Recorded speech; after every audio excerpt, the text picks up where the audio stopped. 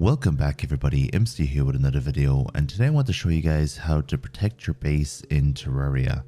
And protecting your base in Terraria is particularly important during Master Mode and Expert Mode, because enemies are going to be able to get in and kill your NPCs a lot easier than they are in the normal mode of the game.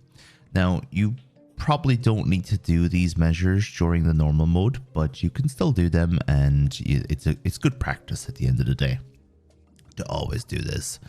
So the first things first is building your base off the ground.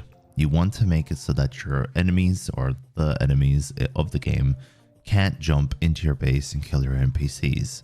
Now, when you don't have wings at the very beginning of the game, you need to be able to get into your base, and you also don't want to fall and take fall damage. So usually what I do is I try to make the first block of the base 11 off the ground. So you're going to put 10 blocks on top of each other, and number 11 is the one you're using as your ground block for your house.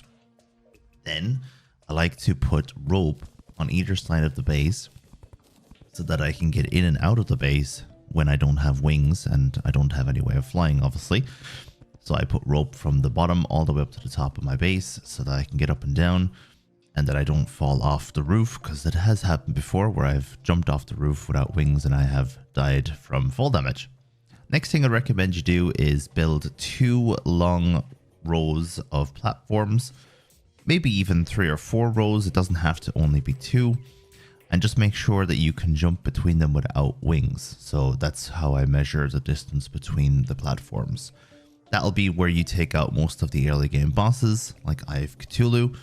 And it'll be where you take on most of the events, like Blood Moon, for example, without Blood Moon getting into your base. So you want to make sure you do that.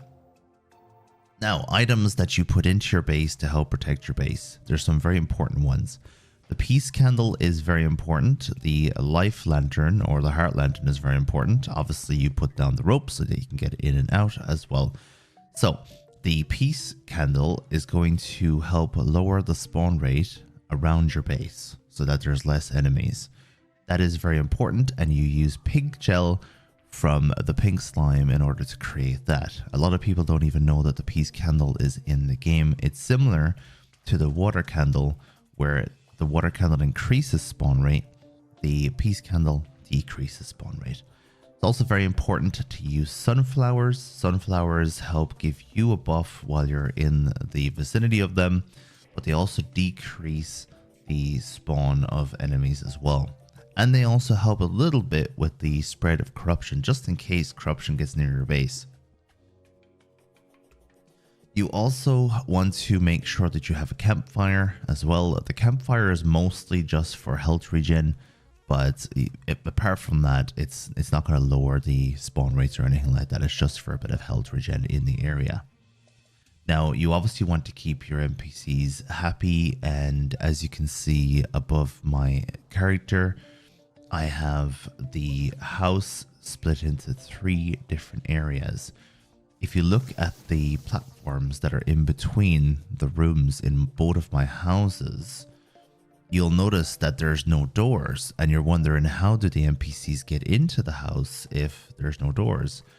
If you put a row of platforms from the roof all the way down to the bottom, it counts as a door. So don't forget that platforms count as doors in Terraria. Here's a small little trick as well that you can do. It doesn't actually have anything to do with protecting your base per se, but if you want to build your base, you're going to need wood. And if you run out of trees, the best thing you can do is you can grow trees all day long and all night long using torches. So what you do is you put a torch underneath the ground, and then you have 1 layer of grass above the torch. And if you do that, the tree will grow all night and all day, because trees need light to grow, but they don't need only sunlight. They can have any sort of light. So in a way, the torches count as light from the sun, and they help the trees to grow while you're not there. So it's great for gathering some more wood so that you can build a bigger base and build a better base, especially early game. Anyway, I'm going to speed up time by going to bed here. Thank you very much for watching. I'll see you again in the next video and let me know what you think of today's one. Ta-ta!